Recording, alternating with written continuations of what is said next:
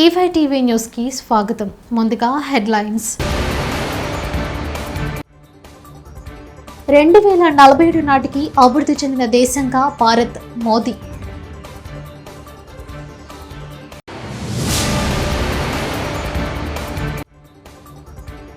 రాజకీయ జీవితంలో ఎన్నో కష్టాలు, అవమానాలు భరించ మంత్రి పొంగులేటి.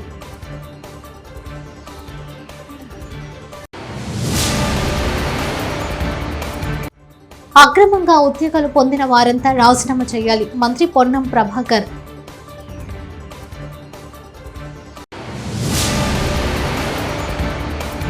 నాంపల్లి రైల్వే స్టేషన్లో పట్టాలు తప్పిన చార్మినార్ ఎక్స్ప్రెస్.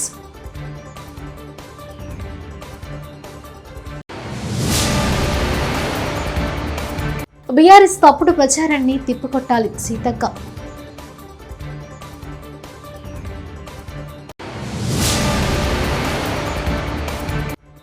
చంద్రబాబుకు హైకోర్టులో భారీ ఊరట.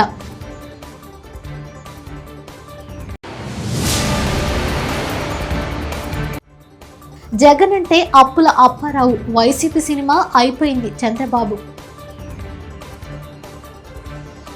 ఇక భారతదేశాన్ని 2047 కల్లా అభివృద్ధి చెందిన దేశంగా తీర్చిదిద్దాల్సిన బాధ్యత ప్రభుత్వంపై ఉందని ప్రధానమంత్రి నరేంద్ర మోదీ అన్నారు. గాంధీనగర్లోని మహాత్మా మందిర్ కన్వెన్షన్ సెంటర్లో 10వ వైబ్రెంట్ గుజరాత్ గ్లోబల్ సమ్మిట్ ను ప్రధానమంత్రి బుధవారం నాడు ప్రారంభించారు. యునైటెడ్ అరబ్ ఎమిరేట్స్ అధ్యక్షుడు Mohamed bin Zayed Al Nahyan ముఖ్య అతిథిగా పాల్గొన్నారు. भारत का अमृत काल है। ये नए सपने, नए संकल्प और नित्य नूतन सिद्धियों का कार्यकाल है। इस अमृत काल में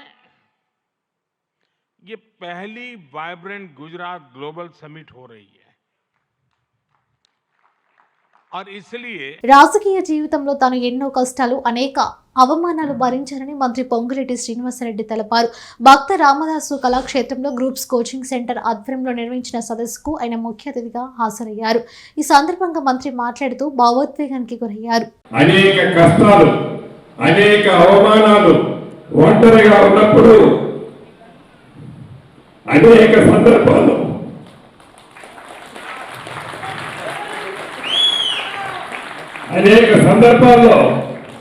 కన్నీరు నా కార్యకర్తలు, నా నాయకులు పెట్టుకున్నప్పుడు వారి ముందు నేను బాధపడితే వారు బాధపడతారని దిగమింగుకొని ఒంటరిగా ఉన్నప్పుడు ప్రభుత్వ విభాగాల్లో దొంగదారిన ఉద్యోగాలు పొందిన వారంతా వెంటనే రాజీనామా చేయాలని మంత్రి పొన్నం ప్రభాకర్ సూచించారు. కరీంనగర్లో ఉదయపు నడక కార్యక్రమంలో పాల్గొన్న మంత్రి జెన్కోలో అక్రమంగా ఉద్యోగం పొందారన్న ఆరోపణలు ఎదుర్కొంటున్న ఇంజనీర్ సరిత విషయంలో ఘాటుగా స్పందించారు. ఈ ఆరోపణలతో మాజీ ఎంపీ వినోద్ కుమార్ కు ఎలాంటి సంబంధం లేకుంటే పోలీసులకు ఫిర్యాదు చేయాలని సవాల్ విసిరారు. భూ ఆక్రమణదారులు కాంగ్రెస్ పాలనకు భయపడాల్సిందేనని హెచ్చరించారు. టీఆర్ఎస్ నాయకుల గుండెల్లో దడవుడుతోంది. ఈరోజు అంత పెద్ద ఎత్తున 1,00,000 కోట్లు కావచ్చు, 90,000 కోట్లు ఖర్చు పెట్టి కట్టిన ప్రాజెక్టు 9 నెలలు కూడా ఉపయోగపడకపోతే ఆ ప్రాజెక్టు నాణ్యత మళ్ళీ తిరిగి పునర్మించాలని ఇంజనీర్లు చెప్పిన తర్వాత దాని నిర్మాణానికి సంబంధించిన విషయం మీద విజిలెన్స్తో పాటుగా సిట్టింగ్ జడ్జితో విచారణ జరుపుతామని ముందే చెప్పినాం. దాని ప్రకారంగా విచారణ జరుగుతూ ఉంది. దీనికి విచారణకు సంబంధించి తెలంగాణకు సంబంధించిన ఇంజనీర్లు కావచ్చు, ఇతరత్ర ఆ యొక్క ప్రాజెక్టుకు సంబంధించిన తప్పులు అంశాలు ఏమైనా ఉంటే ఆ విజిలెన్స్ అధికారులకు సమాచారం ఇవ్వని కూడా కోరుతా ఉన్నాం. అదేవిధంగా నిన్న మాజీ పార్లమెంట్ సభ్యుడు వినోదరావు గారు ఏదో మాట్లాడుతారు. బాగా సచ్చీలు ప్రమాణ స్వీకారం చేసిన రోజు నుంచి కాంగ్రెస్ పై బీఆర్ఎస్ నేతలు విమర్శలు చేస్తున్నారని మంత్రి సీతక్క అన్నారు. బుధవారం మీడియాతో మాట్లాడుతూ ఆర్టీసీ బస్సుల్లో మహిళల ఉచిత ప్రయాణాన్ని బీఆర్ఎస్ ఓర్వలేకపోతుందన్నారు. బీఆర్ఎస్ నేతలు చేస్తున్న తప్పుడు ప్రచారాన్ని కాంగ్రెస్ నాయకులు గట్టిగా తిప్పి కొట్టాలని పిలుపునిచ్చారు. ప్రజలకు ఇచ్చిన ప్రతి హామీని కాంగ్రెస్ ప్రభుత్వం అమలు చేసి తీరుతుందని స్పష్టం చేశారు. నియోజకవర్గంలో ఓడిన కాంగ్రెస్ అభ్యర్థుల ప్రజలకు అందుబాటులో ఉండి సమస్యలు తీర్చాలన్నారు. రాష్ట్రం బాగుండాలంటే కేంద్రంలోనూ కాంగ్రెస్ ప్రభుత్వం రావాలన్నారు. పార్లమెంటు ఎన్నికల్లో భారీ మెజారిటీతో కాంగ్రెస్ ను గెలిపించాలని మంత్రి సీతక్క కోరారు. తెలుగుదేశం జాతీయ అధ్యక్షుడు మాజీ ముఖ్యమంత్రి నారా చంద్రబాబు నాయుడుకు ఏపీ హైకోర్టులో భారీ ఊరట లభించింది. బుధవారం నాడు హైకోర్టులో చంద్రబాబు వైపు ఉన్న పలు కేసులపై విచారణ జరిగింది. ఈ విచారణలో హైకోర్టు కీలక తీర్పునిచ్చింది. ఒకేసారి 3 కేసుల్లో ముందస్తు బెయిల్ మంజూరు చేసింది. ఐఆర్ఆర్, మద్యం, ఉచిత ఇసుక కేసులలో ఏపీ హైకోర్టు బెయిల్ మంజూరు చేసింది. అలాగే మద్యం కేసులో నిందితులుగా ఉన్న మాజీ మంత్రి కొల్లు రవీంద్ర, విశ్రాంత ఐఏఎస్ అధికారి శ్రీ నరేష్ కు ఏపీ హైకోర్టు ముందస్తు బెయిల్ మంజూరు చేసింది. ఎన్టీఆర్ కు స్ఫూర్తి గురజాడని టీడీపీ అధినేత చంద్రబాబు నాయుడు అన్నారు. బొబ్బిలిలో నిర్వహించిన రా కదిలిరా సభలో చంద్రబాబు పాల్గొని ప్రసంగించారు. రా కదిలిరా నినాదం 5 కోట్ల మంది ఆంధ్రుల కోసం అని చెప్పారు. తెలుగు బస్సులు ఐటీలో తలెత్తుకుని తిరిగేలా చేసిన ఘనత టీడీపీదని అన్నారు. తనకు కష్టం వస్తే 90 దేశాలు స్పందించాయన్నారు. రాతయుగం కావాలా, స్వర్ణయుగం కావాలా నిర్ణయించాలన్నారు. మీరు చూస్తే కరెంటు ఛార్జీలు ఏం తమ్ముళ్ళు, కరెంటు ఛార్జీలు నేను ఉన్నప్పుడు పెరిగాయా? కరెంట్ వచ్చేదా లేదా? నాణ్యమైన కరెంట్ ఇచ్చామా లేదా? ధరలు పెంచకుండా సమర్థవంతంగా రన్ చేసామా లేదా?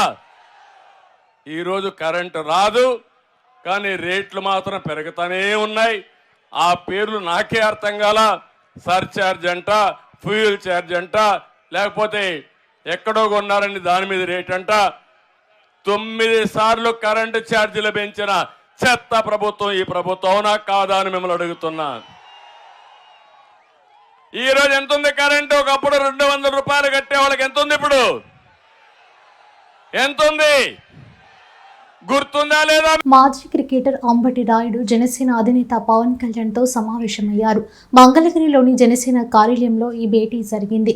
అంబటి రాయుడు ఇటీవల వైసీపీకి రాజీనామా చేసిన సంగతి తెలిసిందే. తన భవిష్యత్తు కార్యాచరణ గురించి తర్వాత ప్రకటిస్తారని ఆ సమయంలో ట్వీట్ చేశారు. పవన్ కళ్యాణ్ తో భేటీ కావడంతో జనసేనలో చేరే అవకాశాలు ఉన్నాయి. గుంటూరు లోక్సభ నుంచి పోటీ చేయాలని అంబటి రాయుడు భావించారట.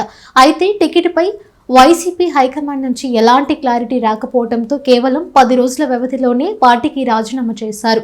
ఇప్పుడు జనసేన పార్టీలో చేరే అవకాశం ఉంది. ఐపీఎల్లో ముంబై ఇండియన్స్ తరపున ఆడుతానని అంబటి రాయుడు ప్రకటించారు. ఏపీ ముఖ్యమంత్రి వైఎస్ జగన్మోహన్ రెడ్డితో విజయవాడ ఎంపీ కేశినేని నాని భేటీ అయ్యారు.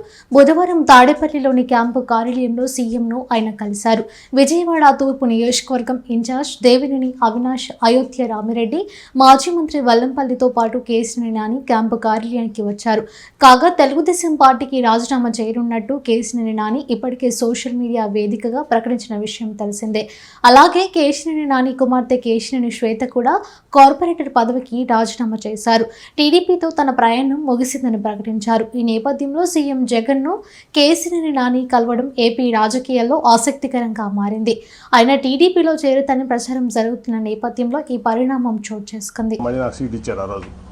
అంత లొల్లి చేసిన తర్వాత కూడా అట్లాగే ఆ తర్వాత మరి ఏ రోజు కూడా ఒక ఎంపీగా మరి అక్రమ సంపాదన ఇంకోటి ఆశపడకుండా నిజాయితీగా పార్టీ కోసం, ప్రాంతం కోసం, ప్రజల కోసం కష్టపడ్డా. ఆ ప్రాసెస్లో మీ అందరికీ కూడా తెలుసు, ఆస్తులు అమ్ముకున్నా, వ్యాపారాలు మానుకున్నా. ఇవాళ నేను అమ్ముకున్న ఆస్తులు విలువ హైదరాబాద్లో 2,000 కోట్లు, అక్షరాలు 2,000 కోట్లు. నేను అమ్ముకున్న ఆస్తులు మీకు కావాలంటే నా 14 యాక్షన్ అఫిడవిట్ తీసి వాళ్ళకి చూస్తే నా ఆస్తులు ఇవాళ వాల్యూ 2,000 కోట్లు ఉంటుంది. అట్లా వ్యాపారం కాకుండా కొన్ని విషయాల్లో ఆయన నా పట్ల ప్రదర్శించినటువంటి తీరులో వ్యాపారం కూడా ఆపుకోవాల్సి వచ్చింది. ఆ రోజు కూడా నేనేం బాధపడలా, వాట్ నెక్స్ట్ అనుకుని ముందుకెళ్ళాను. సరే 19 లక్షలు మళ్ళీ గెలిచాను. ఇక్కడ లోకేష్ గారు మంగళగిరిలో ఓడిపోతే నేను విజయవాడలో ఎంపీగా నేను గెలిచాను. మరి ఆయన పార్టీ ఇన్ఫ్రాస్ట్రక్చర్ అంతా ఇచ్చారు, రిసోర్సెస్ అన్నీ ఇచ్చారు.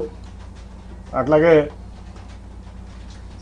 పార్టీ యంత్రాంగం మొత్తం ఆయన కోసం కృషి చేసిన ఆయన ఓడిపోయారు. అట్ ది సేమ్ టైం నేను ఎప్పుడు కూడా చంద్రబాబు నాయుడు గారి దగ్గర రూపాయి తీసుకోలేదు, నేను గెలిచాను ఎంపీగా. ఆ తర్వాత చాలా పరిణామాలు మీరు చూశారు. అనేక రకాలైన ఆయన మనుషులను పెట్టి నన్ను అవమానపరచడం జరిగింది. అట్లాగే ఫైనల్గా వచ్చేబడి కార్పొరేషన్ ఎలక్షన్లో మేయర్ సీటు లేడీ అయినప్పుడు నేను జనరల్గా ఢిల్లీలో ఉన్నాను. ఫోన్ చేసి కార్పొరేషన్ ఎలక్షన్స్ ఏం చేస్తామని అడిగారు నన్ను చంద్రబాబు నాయుడు గారు. ఏం లేదు సార్, నేనేం ఆలోచించలేదు, ఇన్ఛార్జ్లు ఉన్నారు కదా వాళ్ళు చూసుకుంటారంటే, కాదు మేయర్ అభ్యర్థి ఎవరిని పెడుతున్నారు అంటే నాకు తెలియదు సార్ అన్నా. ఇదే మాటలు మీకు చెప్తున్నా, నేను ఒకటి కూడా కోల్పోవట్లేదు. ఆ రోజు అన్నాడు బోండమ్మ గారి వైఫ్ని పెడుతున్నారని నిజమేనా అని నన్ను అడిగారు ఆయన ఫోన్లో క్వశ్చన్. నేను వాళ్ళ వరకు ఎవరికి చెప్పలా నిజం, నాకు తెలియదండి అన్న. లేదు అది జరిగితే చాలా ప్రమాదకరం, నువ్వు ముందు మీ కుటుంబంలో మీ కూతురులో ఉన్న పెట్టు అంటే, లేదండి వాళ్ళు ఈ ఆలోచన లేదు వాళ్ళకి, రాజకీయంలోకి వచ్చేది ఆలోచన లేదంటే కాదని చెప్పి 3 రోజులు నన్ను ఆయన ఇబ్బంది పెట్టారు, ఆయన బలవంత పెట్టారు, ఇబ్బంది కాదు. సరే అప్పుడు టాటా ట్రస్ట్లో పనిచేస్తున్న శ్వేత అని మాట్లాడితే నాకు ఇంట్రెస్ట్ లేదు డాడీ, నాకు సోషల్ సెక్టర్లో చాలా ఇంట్రెస్ట్గా ఉన్నాయంటే ఇట్లా చెప్పారమ్మ చంద్రబాబు గారు. సరే మరి పార్టీ కోసం నేను చేయాల్సి వస్తుందా మనం చేద్దామంటే 3 రోజులు విముఖత తర్వాత అక్కడ రాజీనామా చేసి వచ్చి ఇక్కడ ఆవిడ నుంచోవడం జరిగింది. తర్వాత మళ్ళీ ఏం జరిగిందో మీకు అందరూ తెలుసు. అట్లా మళ్ళీ అదే మనుషులతో ప్రెస్ మీట్ పెట్టించి ఎలక్షన్ 2-3 రోజుల ముందు నన్ను ఒక వ్యక్తితో నాకు టికెట్ ఇచ్చినా ఇవ్వకపోయినా జగనన్న వెంటే ఉంటా, ఎల్లో మీడియాది బిడ్డకు తల్లికి గొడవ పెట్టే రకం, మరోసారి ఇలాంటి తప్పుడు ప్రచారం చేస్తే న్యాయస్థానాన్ని ఆశ్రయిస్తా, ఎమ్మెల్యే జనులగడ్డ పద్మ. నాకు దూరం చేసే విధంగా మీరు ఎలాంటి వాళ్ళంటే కడుపులో ఉన్న బిడ్డకి తల్లికి కూడా గొడవ పెట్టే రకాలు మీరు అలాంటి ప్రచారాలు చేస్తారు. కానీ ఈరోజు మళ్ళీ చెప్తున్నా, ప్రజలందరినీ వేడుకుంటాను, ఆ లైవ్ నేను ఏదైతే ఇచ్చానో ఫస్ట్ నుంచి లాస్ట్ వరకు 1 గంట ఉంది, మొత్తం చూడండి. ఎవరు ఏం వక్రీకరించారో మీకు అర్థమవుతా ఉంది. ఎప్పుడు చూసినా ఈ ఎల్లో మీడియా ఇష్టం వచ్చి నీ కట్ చేసి వేసేది. యూటర్న్ తీసుకుంది పద్మావతి. ఏం యూటర్న్ తీసుకున్నాను నేను? జగనన్న ఏమన్నా అంటే కదా యూటర్న్ తీసుకోవడానికి, నేను అనలేదు. అననప్పుడు యూటర్న్ ఏంటి? రైట్ టర్న్లోనే ఉన్నాను నేను ఎప్పుడు. నేను రైట్ వేలోనే రైట్ పాత్లోనే ఉన్నాను.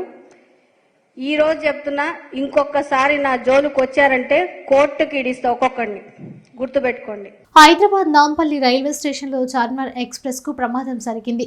పట్టలు తప్పి ప్లాట్ఫామ్ సైడ్ వాల్ ఢీకొట్టింది. ఈ ఘటనలో సుమారు 50 మంది ప్రయాణికులు గాయపడ్డారు, వారిని ఆసుపత్రికి తరలించారు. మొత్తం 3 బోగీలు పట్టాలు తప్పగా ప్రయాణికులు భయాందోళనకు గురయ్యారు. నాంపల్లి చివరి స్టేషన్ కావడంతో డెడ్ ఎండ్ లైన్ చూసుకోకుండా లోకో పైలట్ వెళ్లినట్లు సమాచారం. దీంతో ట్రాక్ మీద నుంచి కిందకి రైలు బోగీలు జారాయి. రైలు చెన్నై నుంచి హైదరాబాద్ వస్తుంది. ప్రయాణికులు క్షేమంగా ఉన్నారని, కొందరు స్వల్పంగా గాయపడ్డారని దక్షిణ మధ్య రైల్వే ప్రకటించింది. ప్రజా గాయకుడు దివంగత గద్దర్ సమాధి వద్ద డిప్యూటీ సీఎం బట్టి విక్రమార్క బుధవారం నివాళులర్పించారు. భూదేవి నగర్లోని గద్దర్ నివాసానికి వెళ్లిన బట్టి ఆయన కుటుంబ సభ్యులను పరామర్శించారు. కాంగ్రెస్ పార్టీ ఎప్పుడు వారికి అండగా ఉంటుందని ధైర్యం చెప్పారు.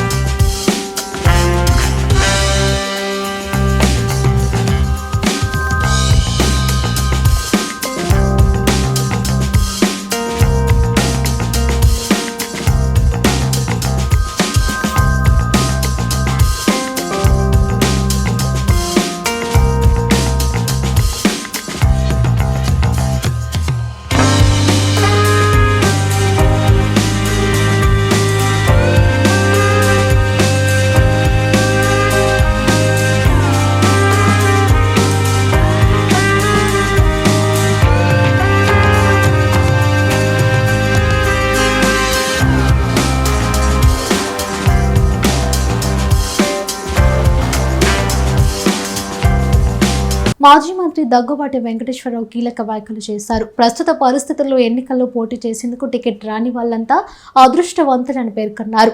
బాపట్ల జిల్లా కారంచేడు మండలం కుంకలమరులో రుద్రభూమి మహాప్రస్థానం ప్రారంభోత్సవంలో ఆయన పాల్గొన్నారు. ఎన్నికల్లో గెలిచేందుకు కోట్లు ఖర్చు చేయాల్సిన పరిస్థితి నెలకొందని చెప్పారు. గెలిచినా ప్రజలకు సేవ చేసే అవకాశం లేకుండా పోయిందని అభిప్రాయపడ్డారు. లేటెస్ట్ ట్రెండ్ ఏంటంటే, ముఖ్య ఎవరైతే పార్టీకి అధిపతిగా ఉన్నారో వాళ్ళు ఈ ఎమ్మెల్యేలు, ఈ ఎంపీలు ఉత్సవగ్రహాలు చేసి ఇసుకలో వస్తుందా, మధ్యలో వస్తుందా, మైల్లో వస్తుందా, వాళ్ళకి రాబడితో సెంట్రలైజ్ చేసి ఎవరు అందరూ ఇదే కార్యక్రమం. ఈ భారతదేశంలో ఈ సింగిల్ మ్యాన్ పార్టీస్ ఉన్నాయే.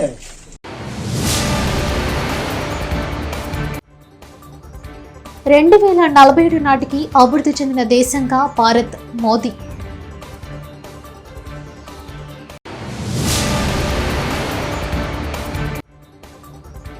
రాజకీయ జీవితంలో ఎన్నో కష్టాలు, అవమానాలు భరించ మంత్రి పొంగులేటి.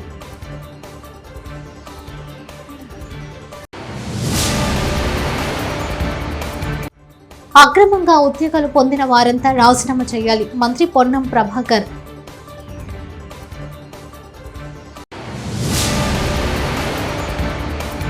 నాంపల్లి రైల్వే స్టేషన్లో పట్టాలు తప్పిన చార్మినార్ ఎక్స్ప్రెస్.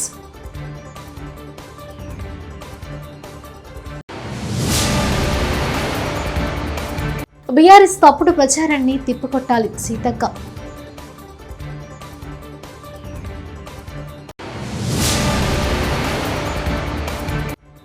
చంద్రబాబుకు హైకోర్టులో భారీ ఊరట.